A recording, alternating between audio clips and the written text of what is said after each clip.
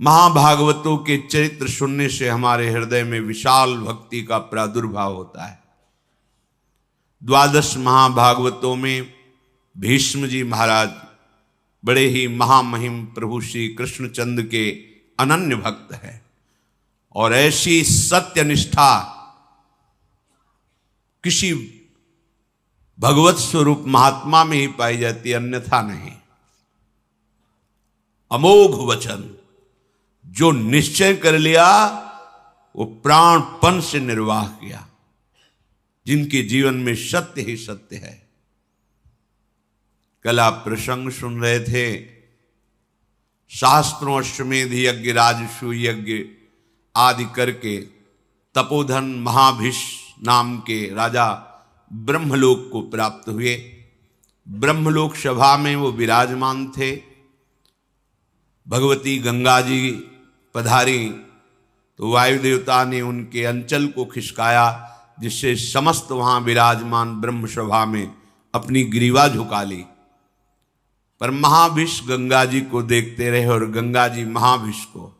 इसलिए ब्रह्मा जी ने उन दोनों से कहा कि तुमने ये मानुषिक वृत्ति धारण की, ये ब्रह्मलोक सभा में विराजमान के अंदर ऐसी वृत्ति नहीं होती, इसलिए तुम मनुष्य लोक में जाओ, मनुष्य बनो जाकर। पीछे वर्णन किया था कि ये सब गंगा जी का ही रचा हुआ विधान था, क्योंकि अष्टवसुओं ने वशिष्ठ जी के शाप से मनुष्य लोक में जन्मने की बात गंगा जी से प्रार्थना की थी कि मुझे और कोई साधारण स्त्री अपने गर्भ में धारण नहीं कर सकती, हे मां आप कृपा करो और मुझे अपने गर्भ में धारण करो।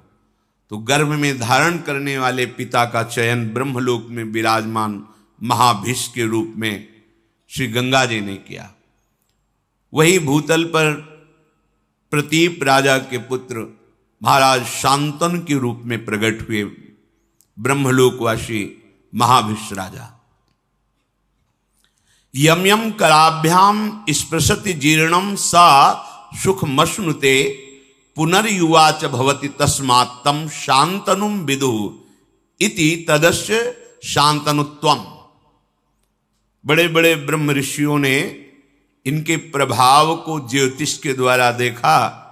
यम यम कराभ्याम स्पृशति, जिसको ये छू लेंगे हाथ से तो जीर्णम सा सुखमश्नुते, भले उसकी जीर्ण अवस्था हो वो तुरंत जवान हो जाएगा और सुखपूर्वक पूरा जीवन रहेगा, उसे कभी अशांति छू नहीं सकती, परम शांति बनी रहेगी। इसीलिए इति तदस्य शांतनुत्वम, इनका नाम शांतनु रखा गया। बड़े ही प्रभावशाली बाल्यावस्था से ही थे। जब इनकी नौ किशोर अवस्था थी तो महाराज प्रतीप ने अपने पास बैठाल करके कहा कि मुझे जब मैं तपस्या कर रहा था हरिद्वार में तो एक देवी प्रकट होकर मेरे से बात कही थी कि जब तुम्हारा पुत्र यौवन अवस्था को होगा तो मैं समीप जाऊंगी, पर वो हमसे कभी कोई प्रश्न ना करे, वो तुम्हारे कल्याण के लिए है। ध्यान रखना, तुम्हें यदि कभी दिव्य सुंदरी नवयुवती मिले और तुम उसके रूप से प्रभावित हो जाना तो जान लेना ये वही सुंदरी है। पर यच्च कुर्यान्न तत्कर्म सा पृष्ठव्या त्वया नघ मन योगाद भजंतीम ताम भजेथा इत्युवाचतम। वो जो कार्य करे कभी प्रश्न मत कर देना, कभी पूछ मत लेना कि तुमने ऐसा क्यों किया। यदि तुम पूछ लोगे तो उसी समय वो तुम्हारे पास से चली जाएगी। मेरी आज्ञा है। वो कौन है, क्या कर रही है, कहां से आई है, कहां को जाएगी, ये कोई प्रश्न तुम्हारे नहीं होने चाहिए, ये मेरी आज्ञा है। ऐसा शांतनु जी को प्रतीप उनके जो पिता थे उन्होंने समझाया। और उसी समय उनको राज्याभिषेक करके एकांत जंगल में निरंतर भजन करते हुए भगवान को प्राप्त हुए। बुद्धिमान, परम प्रतापी, परम तपस्वी राजा शांतनु देवराज इंद्र के समान तेजस्वी थे। एक दिन प्रजा रक्षा के लिए रुग्ण और हिंसक, जिनके जीवित रहने पर प्रजा में संक्रामक रोग फैल सकता है, ऐसे पशु और जो घोर हिंसा स्वभाव वाले हैं, ऐसे पशुओं को प्रजा रक्षा के लिए मारने के लिए वो वन में जाया करते थे। एक दिन उन्होंने गंगा के किनारे ही भ्रमण कर रहे थे, देखा अपने तेज कांति से मानो कई सूर्य एक साथ उदय हो गए हों, ऐसी तेजस्विनी नवयुवती सुंदरी लक्ष्मी जी के समान ऐश्वर्य और सुंदरता से युक्त धीरे धीरे महाराज शांतनु के समीप आ रहे।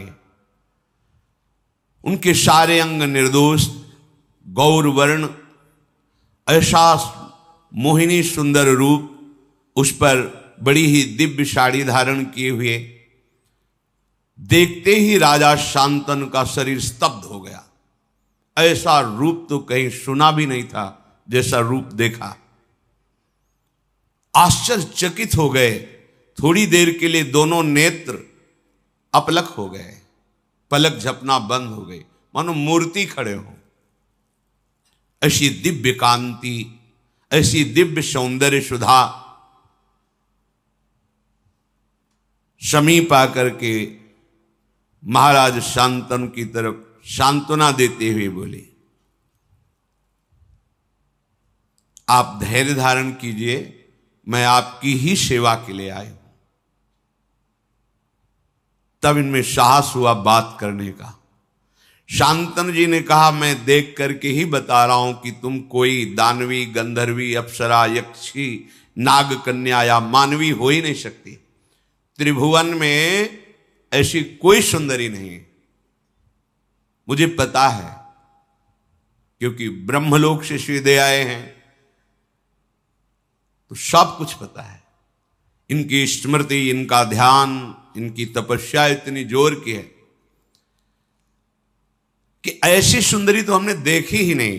पर मैं तुमसे प्रश्न नहीं करूंगा कि तुम हो कौन,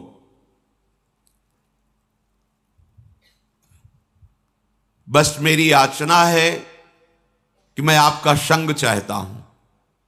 जब शांतनु जी ने ऐसी प्रार्थना की तो मधुर मुस्कान युक्त महायशस्विनी त्रिपथगामिनी भगवती गंगा जी उनके ऐश्वर्य की वृद्धि के लिए उनसे कहा, यत्तु कुर्यामहं राजन शुभम वा यदि वा शुभम ना तद वारयितस्यामि न वक्तव्या तथा प्रियम। मैं आपका संग स्वीकार करती हूं, आप इस योग्य हैं, पर मैं कभी बुरा से बुरा करूं या भला से भला करूं, आप कभी प्रश्न नहीं करेंगे। कार्य में आप रोकेंगे नहीं, किसी कार्य में मुझे कभी अपरिवचन नहीं बोलेंगे। जिस समय अपरिवचन या कोई प्रश्न, उसी समय मैं आपसे विलग हो जाऊंगी। निश्चय मेरी ये शर्त है, यदि आप स्वीकार करें तो फिर मैं आपका संग स्वीकार करती हूं।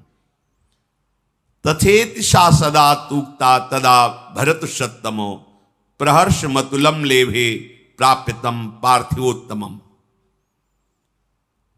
शांतनु जी ने कहा, तथास्तु, जैसा तुम चाह रहे हो वैसे ही हमारे आचरण होंगे, हम तुम्हारी शर्त स्वीकार करते हैं। महाराज शांतनु भगवती गंगा जी को रथ पे विराजमान करके उनकी राजधानी हस्तिनापुर में उस महल में जैसे देवराज इंद्र का महल, ऐसे महल, उसमें देवी गंगा जी को विराजमान किया। जितेंद्रीय महाराज शांतनु ब्राह्मणों को बुलाकर स्वस्ति वाचन कराया। जो पिता का आदेश जैसा था कि कुछ पूछना नहीं, कुछ नहीं पूछा, आदेश कर दिया शास्त्रीय विधान के अनुसार इस देवी से पाणी ग्रहण संस्कार मैं करूंगा। जो देवराज इंद्र के समान प्रभावशाली और महाभाग्यशाली, ऐसा कौन महाभाग्यशाली होगा जिन गंगा जी को भगवान शंकर मस्तक पर धारण करते हैं, त्रिभुवन जिनके नाम और आचमन अवगाहन से निष्पाप होकर भगवान की प्राप्ति करता है, जो मूर्तिमान ज्ञान वैराग्य और भक्ति का स्वरूप है गंगा जी, क्योंकि भगवान के श्री चरणों से इनका प्रादुर्भाव हुआ है। कैसा दिव्य सौभाग्य कि जिन गंगा जी का स्मरण अवगाहन दर्शन बड़े भाग्य से होता है, वही गंगा जी इनको अर्धांगिनी के रूप में प्राप्त हुई। महाराज शांतन ने शास्त्र मर्यादा के अनुसार पाणी ग्रहण किया। कुछ समय के बाद एक पुत्र प्रकट हुआ। बड़ा महल में आनंद उत्सव मनाया जाने लगा। अभी आनंद उत्सव हो ही रहा था कि देवी गंगा जी ने उस पुत्र को लिया और चल पड़ी अपनी धारा की तरफ, और वहां जाकर कहा, ऐ वत्स, तुम्हें पता होना चाहिए तुम वसु हो, वशिष्ठ जी के शाप से तुम मनुष्य लोक में आए हो, मैं तुम्हें ज्यादा यहां टिकने नहीं दूंगी, जाओ तुम अपने वसु स्वरूप को प्राप्त करो। ऐसा कह के अपनी धारा में डाल दिया, तुम्हें मैं शाप से मुक्त करती हूं। और बड़ी प्रसन्न मुद्रा में फिर महल लौट आए। महाराज शांतनु भारी असंतुष्टता को प्राप्त हुई कि प्रथम बालक और इसने हत्या कर दी बालक की, पर कुछ बोले नहीं। दूसरा बालक हुआ, वही प्रक्रिया। 7 बालक प्रकट हुए, 7 को गंगा की धारा में प्रवाहित कर दिया जीवित। जब 8वां बालक गर्भ में आया, जेवी लेकर के चले। अथैनामष्टमे पुत्रे जाते प्रहसतीमिव उवाच राजा दुःखार्तः परीक्षन् पुत्रमात्मनः। जेवी चली तो महाराज शांतनु पीछे से, ये क्या तू अमंगल कर रही, कौन है तू? ऐसी तो कोई मां नहीं देखा हमने सृष्टि में जो प्रकट होते हुए अपने बालक को नष्ट कर दे। मावधि कश्य काशीत किम हिनत्सि सुतानिति पुत्रग्नि सुमहत पापम संप्राप्तम ते सुगर्हितम। अय बालकों का वध करने वाली सुंदरी, तू कौन है? किसकी कन्या है? कितनी निर्दयी हृदय की है कि प्रकट होते ही बालक को मार देती है। अय पुत्र घातिनी, अब तुझे अपना परिचय देना होगा। बड़े क्रोध से युक्त होकर मार्ग रोक लिया, कौन है तू? बड़े शांत भाव से, पुत्र काम न तेहन्मी पुत्रम पुत्रवताम वर जीर्णस्तु मम वासोयम यथा स समय कृतः। अय पुत्र की इच्छा रखने वाले नरेश, तुम मेरा परिचय नहीं जानते, इसीलिए कटु वचन बोल गए। पुत्रवानों में तो महाभाग्यशाली पुत्रवान हो गए। नहीं मारूंगी इस पुत्र को, क्योंकि तुमने टोक दिया, रोक दिया, और मेरी शर्त भूल गए। मेरा समय समाप्त हुआ। जानते हो मुझे, मैं कौन हूं? मैं त्रिपथगामिनी भगवती गंगा हूं। कोई पुत्र घातनी या कोई पापिनी नहीं हूं। हाथ जुड़ गए शांतन के। गंगा जी बड़े बड़े महर्षियों के द्वारा सेवित मैं हूं। केवल वसुओं का कार्य पूर्ण करने के लिए, उनको गर्भ में धारण करने के लिए, उनकी प्रार्थना से मैं आई हूं। ठीक है, तुमने टोक दिया, ये 8वां पुत्र महातेजस्वी महाभाग देववसु है। वशिष्ठ जी के शाप से 7 तो मुक्त कर दिए, 8वें को तुमने रोक दिया, अब ये यही रहेगा, आजीवन मृत्युलोक में रहेगा। तुम्हारे सिवाय ऐसा त्रिभुवन में कोई राजा नहीं जो मेरा संग कर सके। तुम वसुओं के पिता हो। मानवीय सृष्टि में ऐसा कोई है नहीं कि इन वसुओं को गर्भ में धारण कर सके। अतः इन वसुओं की प्रार्थना से इनकी मां बनने के लिए मैंने मानव शरीर धारण करके तुम्हारा संग किया।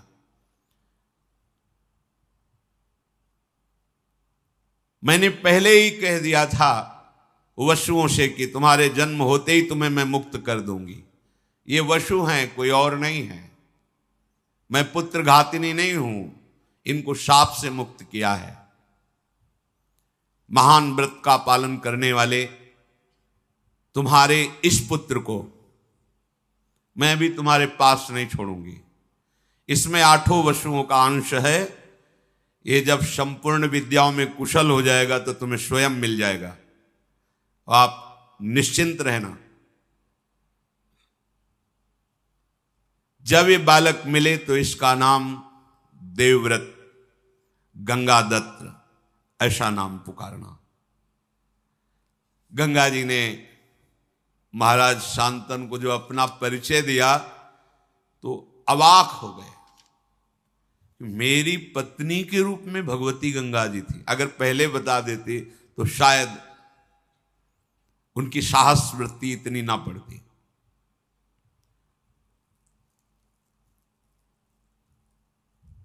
महाराज बहुत उदास हो गए। देखते ही देखते पुत्र सहित गंगा जी अंतर्धान हो गई। सासमा षोडशाष्टौ च चतस्त्रोष्टौ तथा पराः रतिमप्नावन स्त्रीषु बभूव वन गोचरः। 16, 8, 4, 8 36 वर्ष तक गंगा जी के वियोग में वहीं वन में ही अधिक समय व्यतीत करते महाराज शांतनु। वही गंगा जी का ध्यान, उन्हीं का स्मरण। भारी वियोग हृदय में हुआ, क्योंकि जब परिचय मिला तो अंतर्धान हो गई। 36 वर्ष। एक दिन विचरण कर रहे थे, देखा गंगा की धारा प्रवाहित होती हुई रुकने लगी। विचार किया कि ऐसा कैसे हो सकता है।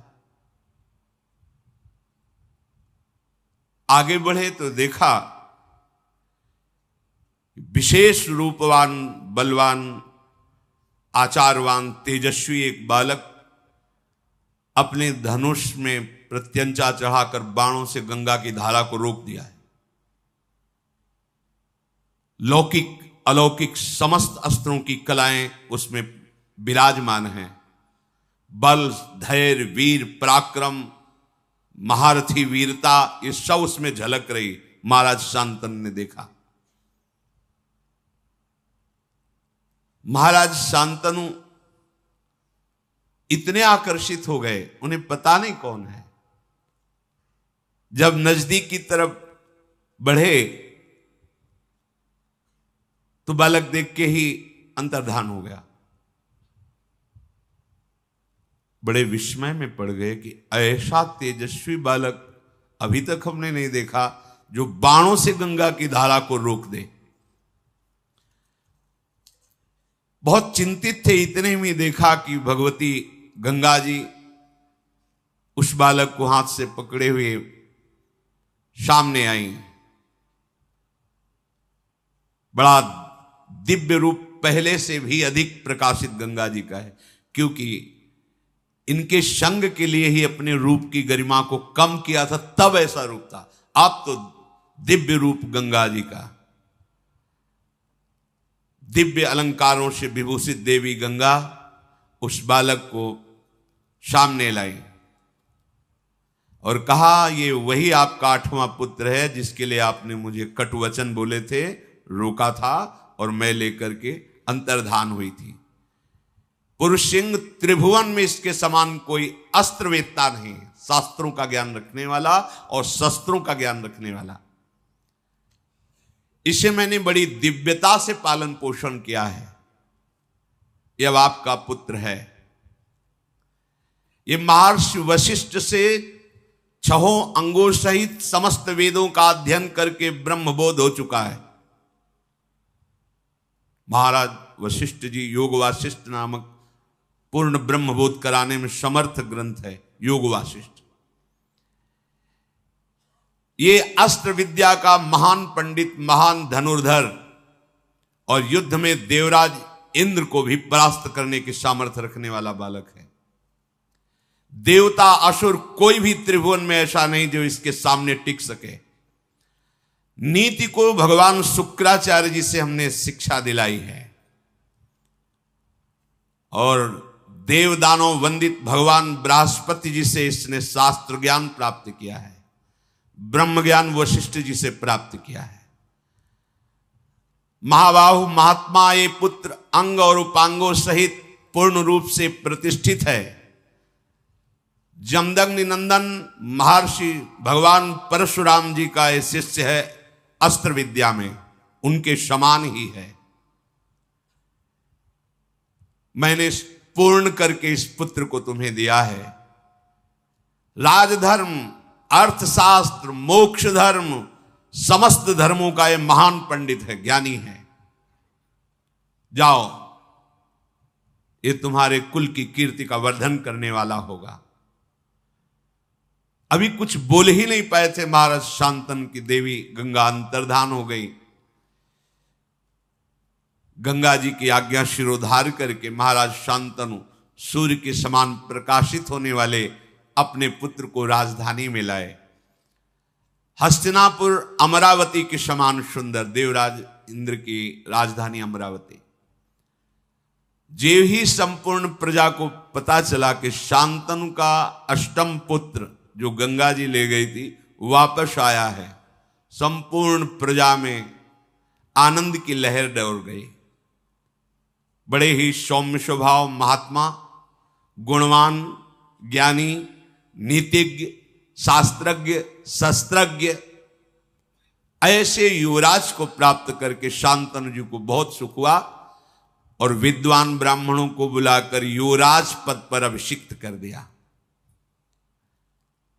अति पराक्रमी पुत्र को प्राप्त करके पिता शांतनु को अपार सुख हो रहा है कि अब मेरा जीवन आनंद में, राज्य भारे संभालेगा और अपना जीवन में भजन करके समाप्त करूंगा, क्योंकि अब कोई कामना नहीं रह गई। पर सावधान रहना चाहिए, साधक को सावधान रहना चाहिए। हृदय की स्थिति ऐसी होने पर भी कि मेरे पर कोई कामना का प्रभाव नहीं पड़ेगा, ऐसा कभी नहीं सोचना चाहिए। जब तक शरीर में श्वास है तब तक साधक को कभी अपने को सिद्ध समझकर मनमानी बर्ताव नहीं करना चाहिए, क्योंकि जिनके चरणों का आश्रय लेकर तुम चल रहे हो ये उनका प्रताप है। अगर अहम आ गया तो उन्हीं के चरणों की शक्ति से बलवान माया है। माया शक्ति भगवान की है, किसी और की नहीं है। तो परास्त होने में देर नहीं लगेगी। किसी और की होती तो परास्त न कर पाती, पर जैसे मम माया तैसे ममैवांशो, बराबर का खेल है। अगर अहंकार कर लिए तो गिर जाना पड़ेगा, या इतना विश्वास कर लिए कि अब मुझे कोई परास्त नहीं कर सकता। नहीं, यही डर ही डर हरिवंश हित, जिनो भ्रमय गुण सलिल पर, जिह नाम न मंगल लोक त्यों, सुहरिपद भज न विलंब करे।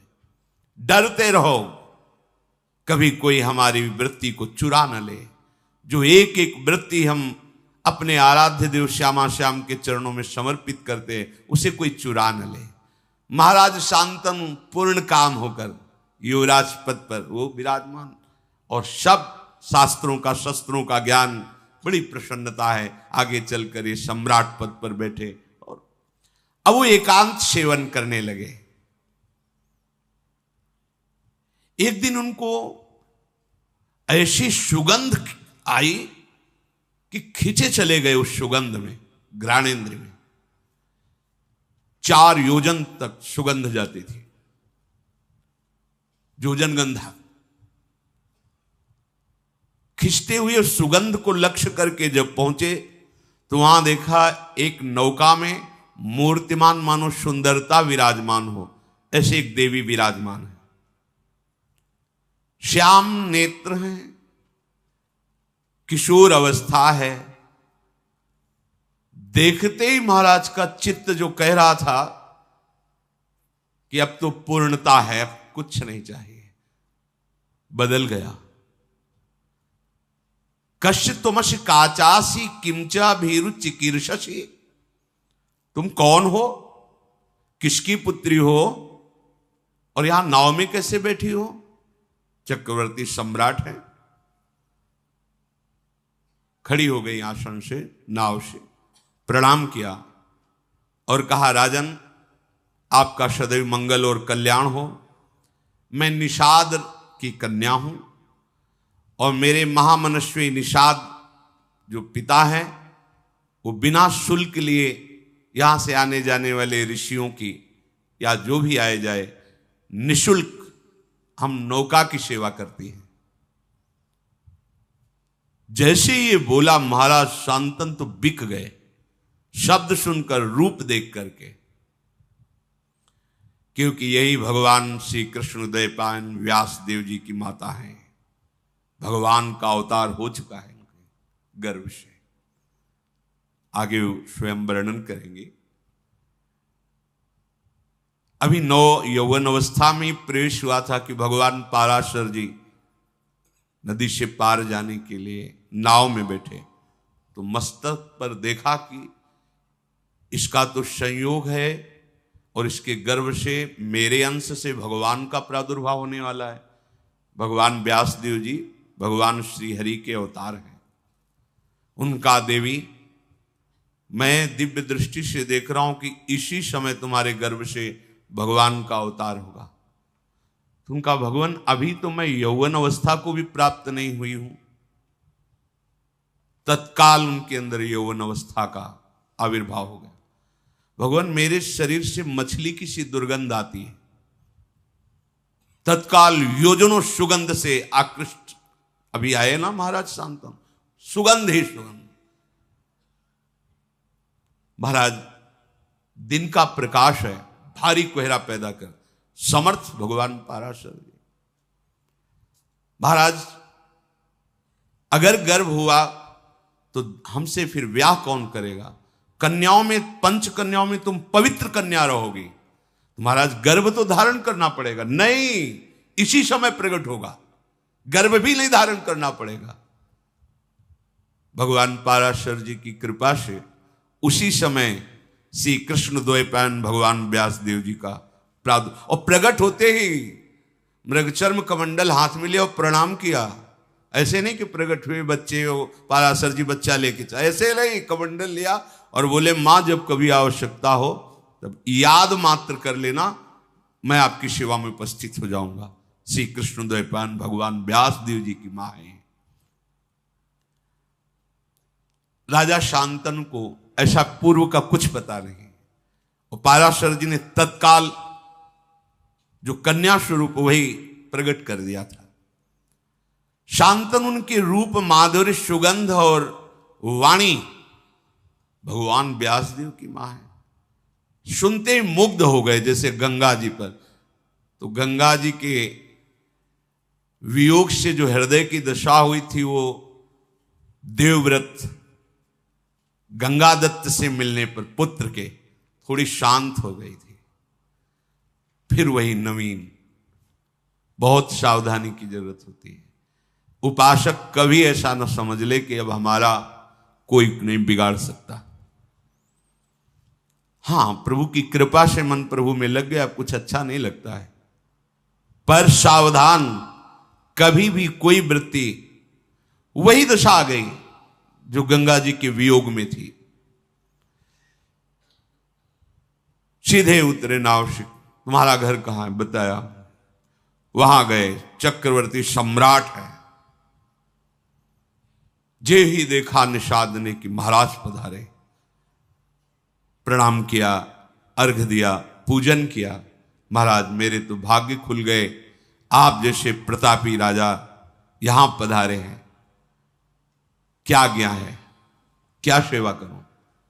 वो जो नौका में विराजमान युवती हो तुम्हारी पुत्री है? हाँ महाराज, मैं तुम्हारी पुत्री का वरण करता हूं और उसको मांगने आया हूं तुमसे। महाराज, ओहो, मुझे चिंता थी कि इतनी सुंदर पुत्री का वरण किसके साथ करूंगा, मेरे पास तो धन नहीं, संपत्ति नहीं। भगवान ने मेरी बात सुन ली। आप जैसा तेजस्वी, आप जैसा महान सम्राट स्वयं मांगने आया, ये तो मेरी पुत्री का भाग्य और मेरा भी भाग्य है। परंतु आप राज्य के अधिकारी मेरी पुत्री के नहीं, पुत्री का अधिकार मेरे हाथ पर है। तो अब मैं जैसा कहूंगा वैसा आपको करना होगा, तब आपको पुत्री मिलेगी। राजा के रूप में आपका स्वागत कर लिया, पर पुत्री मांग रहे हो तो उसके लिए मेरे पास शर्त है। उस शर्त को पूरी करो और पुत्री को ले जाओ। यदि आप मेरी पुत्री को अर्धांग में विराजमान करना चाहते हो तो सत्य को सामने रखकर मेरे सामने प्रतिज्ञा करो कि इससे जो संतान होगी वही हस्तिनापुर के सिंहासन पर विराजमान होगी। शांतनु ने कहा, ऐसा कभी नहीं हो सकता। मैं गंगा पुत्र देवव्रत के स्थान को किसी को नहीं दे सकता। तुरंत वहां से चल दिए। अब हृदय में वही विरहाग्नि जो गंगा जी के अंतर्धान होने पर हुई थी। अब बोल सकते नहीं किसी से, हृदय जल रहा है एकांत में, बस कि अब क्या करें, कोई उपाय नहीं। देवव्रत युवराज पद पर है और पूर्ण समर्थ है। मैं उनके भाग्य पर ऐसा नहीं कर सकता कि वो राजा ना बने और इसका पुत्र राजा बने, कभी नहीं कर सकता। अपने सुख के लिए ऐसा कभी नहीं कर। दुचित हो गए, इधर ये भाव और उधर उस रूप और वाणी को सुनने के बाद बिक गए महाराज शांतनु। रोज का रोज शरीर बीमार होने लगा, अस्वस्थ होने लगे महाराज शांतनु। देवव्रत ने एक ही दृष्टि में देखकर पहचान लिया कि कोई आंतरिक विषय है जिस पर महाराज अस्वस्थ हो रहे हैं। जाकर के प्रणाम किया और कहा, पिताश्री आपका कुशल मंगल। भूमंडल का क्या कोई ऐसा भी नरेश है जो आपकी आज्ञा का पालन नहीं कर रहा? आप आदेश कीजिए, अभी मैं उसको परास्त करके आपके चरणों में। या कोई आपकी ऐसी आंतरिक दुख वृत्ति है जो आप किसी को बता नहीं सकते? अब आपका मौन रहना ठीक नहीं। आपके स्वास्थ्य के लिए आप चक्रवर्ती सम्राट पद पर हैं, आपको बोलना ही होगा, आपको हमसे बात करनी होगी। आपकी कांति मलिन हो रही है, आपका शरीर पीला हो रहा है, आप खिन्न हैं। साधारण बात तो है नहीं, ये कोई रोग नहीं है। मैं जानता हूं कि मैं प्रतिकार कर सकता हूं आपके इस चिंतन का, पर आपको उत्तर देना होगा। शांतनु ने कहा, बेटा इसमें संदेह नहीं कि मुझे कोई रोग नहीं है, मैं भारी चिंता में डूब गया हूं। कैसे तुम्हें बताऊं, तुम पुत्र हो, कैसे तुम्हें अपनी चिंता की बात बताऊं? पर जब तुम पूछ रहे हो तो तुम इस विशाल वंश के मेरे एक ही पुत्र हो। मुझे पूर्ण पता है कि तुम पुरुषार्थ में समर्थ हो। मुझे पूर्ण विश्वास है हस्तिनापुर के सिंहासन की योग्य भी तुम ही हो। पर मैंने एक नवयुवती देखी तो मैंने विचार भी किया कि अगर एक पुत्र पे कोई संकट आ जाए तो पूरा का पूरा सिंहासन खाली। इस भाव की पूर्ति के लिए भी, और मेरा मन भी आसक्त हो गया है, इसके लिए मैं द्वितीय विवाह करना चाहता था, पर ऐसी शर्त रख दी कि मैं उसे निर्वाह नहीं कर सकता। तुम्हारा कल्याण हो, तुम आनंदित रहो, तुम शूरवीर हो, कभी किसी बात को सहन ना कर सको ऐसा नहीं। धैर्यवान हो, मेरी बात को छुपाओ और तुम राज्य सेवा में लगो। मैं संदेह में पड़ गया हूं, जब तक ये संदेह निवृत्त नहीं होगा तब तक मुझे शांति नहीं मिलेगी। अपने पिता के हितैषी बूढ़े मंत्रियों को बुलाया और कहा, साफ साफ बताओ। पिता ने बताया नहीं। किससे आसक्त हैं पिताजी, क्या शर्त है? तो उनका, मैं इतना जानता हूं कि कोई निषाद राज की कन्या है, पर शर्त क्या है ये मुझे पता नहीं, ये तो सारथी ही बता सकता है, क्योंकि महाराज का सारथी महाराज के साथ वहां तक गया था, हम सब पीछे ही थे। देवव्रत जी ने पिता के सारथी को बुलाया और प्रणाम किया, क्योंकि पिता के ही तुल्य सम्माननीय होता है, और कहा, महाप्राज्ञ अर्थात तुम परम ज्ञानी हो, जो मैं पूछ रहा हूं पिता के हित के लिए, राजा के हित के लिए पूछ रहा हूं, सत्य बोलना। किससे मेरे महाराज का अनुराग हो गया है? तुम सत्य परिचय बताना, और क्या शर्त है? उनका, महाराज वो कोई राजकुमार की कन्या नहीं है, राजा की कन्या नहीं है, वो एक धीवर की कन्या है, पर इतनी सुंदरी है कि मैंने भी ऐसी सुंदरता नहीं देखी। आपके महाराज ने जाकर के मांगा स्वयं कि मुझे पत्नी के रूप में वरण करने के लिए अपनी कन्या दे दो, तो उसने शर्त रख दी कि इसके गर्भ से जो पुत्र होगा वही हस्तिनापुर का सम्राट पद स्वीकार करेगा। आपके पिताजी वहां से तुरंत चल दिए कि मैं ऐसा कदापि नहीं कर सकता। इसके बाद ऐसी दशा को प्राप्त है, अब आपको जैसा उचित लगे। देवव्रत ने समस्त वृद्ध मंत्रियों को बुलाया और भी विशिष्ट अधिकारियों को, क्योंकि युवराज पद पर हैं, और बिना सूचना के अपने पिता के सारथी को लेकर वहां पहुंचे निषाद के घर में। जो ही निषाद ने देखा कि देवव्रत अपने मंत्रिमंडल के साथ पधारे हैं, विधिवत पूजा करके पृथ्वी पर माथा रख करके प्रणाम किया और कहा, आज मेरे भाग्य खुल गए कि आप गंगा पुत्र देवव्रत हमारी कुटिया में पधारे, अहो भाग्य। उन्होंने कहा, यहां मैं पूजा स्वीकार करने नहीं आया, याचना करने आया हूं। क्या शुल्क रखा है आपने अपनी पुत्री के लिए? जो भी चाहोगे मैं तुम्हें दूंगा, पर मेरे पिताश्री के लिए तुम्हारी ये कन्या चाहिए। महाराज, वो तो स्पष्ट मैंने कह दिया था कि हमारी पुत्री के गर्भ से जो पुत्र होगा वही राज सिंहासन पर बैठेगा। और महाराज शांतनु के आप अकेले पुत्र हैं, शस्त्रधारियों में श्रेष्ठ हैं, आपके सामने कोई टिक नहीं सकता, मुझे पता है। तो भला मैं अपनी पुत्री के पुत्र की रक्षा के लिए ऐसा वरदान क्यों ना मांगूं? कहीं आपकी भ्रकुटी बिगड़ गई तो? ये कन्या मेरी नहीं है, ऐसा मत समझना कि निषाद की कन्या है। ये आर्य पुरुष की संतान है, ये गुणों में आपके समान है, जन्म भी आपके समान ही महापुरुषों से हुआ इसका। मछली के उदर में सत्यवती जी को निकाला था निषाद ने, इसीलिए पिता कहे गए। सत्यवती की योग्य अगर भूमंडल में है तो केवल महाराज शांतनु ही है, मुझे पता है, पर मैं बिना शर्त के नहीं दे सकता। इस शर्त का तुम्हें पालन करना होगा,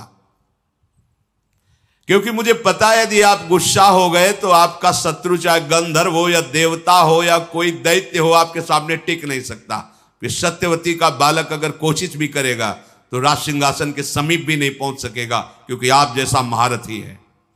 इसलिए मैं अपनी पुत्री नहीं दे सकता जब तक आप या आपके पिता ऐसा वचन नहीं देते।